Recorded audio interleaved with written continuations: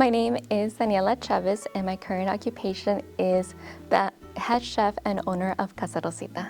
Casa Rosita is currently a food truck, soon to be a Mexican restaurant. We do specialize in authentic Mexican food. We are from Guadalajara, so you'll find like our sazon from Guadalajara. You'll find like our tortas ahogadas, our tacos de birria that really makes it home once you have our food. We don't just want you to come and like spend your money. We want you like to come and have a space where like there's music, there's art, there's literature. Like there's a lot of things that are gonna come together, and everything's surrounded the idea of like how can we empower the youth? Like how can we create a space for them?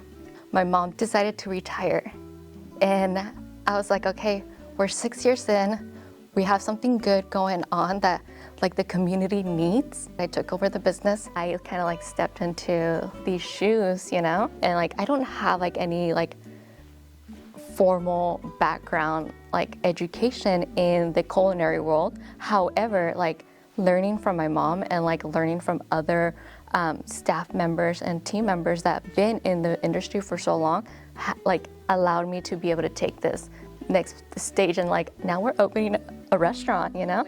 Like that's crazy, yeah. I feel like it's like almost like imposter syndrome, you know?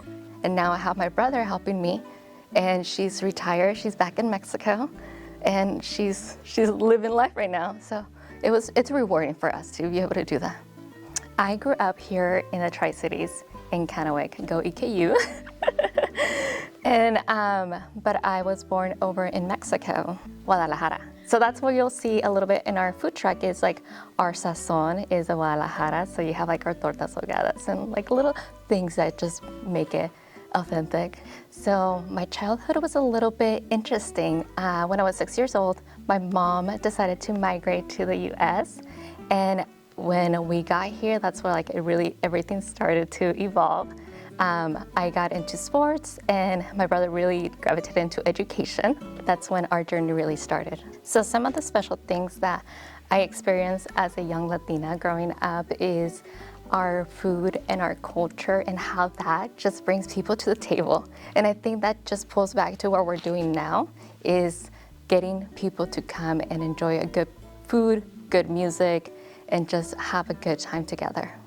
So growing up, my role model was Martha. She's a Brazilian soccer player, and because of her, I learned to reach for the stars. You know, she broke a lot of barriers and made a path for young Latinas like me to see that we are capable to take up space. It's exciting, you know, to be in this position now, because I'm like, other young Latinas with the same background that I have, like I can show them like, we're doing it. It's possible. There's challenges, but we can do it. It's gonna happen for us. So it's just a matter of being patient and just keep pushing forward. But talking about it, like it's very vulnerable. However, like it needs to be out there. Like people need to know that like you can be your own boss. It's possible. I've been doing it for 6 years, so that's an accomplishment on itself. But we can't live in fear.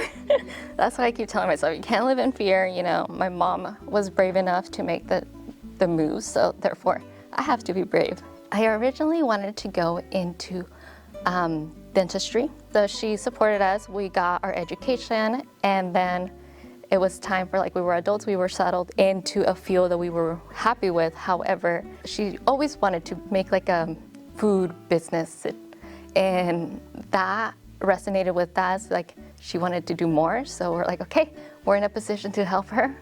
Now we can offer that support. So one struggle that I had to face growing up was, and this shaped me who I am today, is being a DACA recipient has its struggles.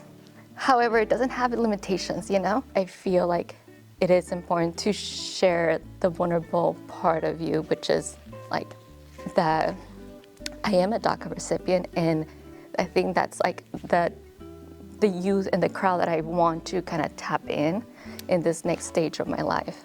Having resources, having workshops, having little things for the youth to be involved in and be able to like find those resources that like being a first generation business owner, like we have to like research everything, learn everything as we're going. And like I want to cut that like those steps for them and be able to like, here is what you need if you want to go in this path, you know? Some of the parents are working a long hours, and like for them, it's just, I want to be able to like support them in that aspect. Like if your kid comes here, they know like there's like good things here, you know? Being a DACA recipient is not a limitation. So 3 words that describe me, and the reason why I choose them is I think it's a testimony of how I live my life and how I move forward. So one of the words is kind, brave, and passionate. I think those 3 words, it's exactly what will describe me and what I do here for the community. One piece of advice that I would give to the young Latinas is to don't give up, you know? Keep moving forward. Never stop believing in yourself. Anything that you believe that you can do it. And I think that's the most important part of being a Latina is like, somos chingonas. What it means to be a Leona, I think it's an honor. It's you doing things without wanting any validation. It's finding those people in your community that see what you're doing, and I think that's what makes it really special. I would love to thank my mom. I think because of her, we are in a position to be able to give back and create a safe environment for not just young Latinas, but anybody who is craving a sense of belonging. So I think because of her bravery, because of her traveling to a new world, allowed us to be here and be able to offer these opportunities. Like I think that's who I would love to thank and honor her.